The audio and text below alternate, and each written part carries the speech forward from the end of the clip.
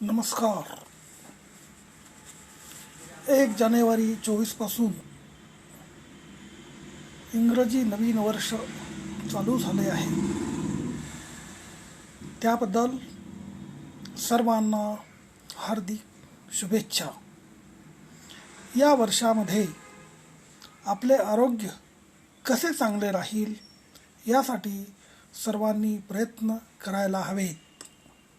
त्यासाठी रोज व्यायाम केला पाहिजे, योग्य वेळी आणि पथ्यकर असा योग्य आहार घेतला पाहिजे, योग्य ती विश्रांती रोज घेतली पाहिजे आणि आपले शारीरिक आणि मानसिक आरोग्य चांगले राहण्यासाठी आध्यात्मिक चिंतन, ध्यानधारणा यांचाही आपण वापर केला पाहिजे.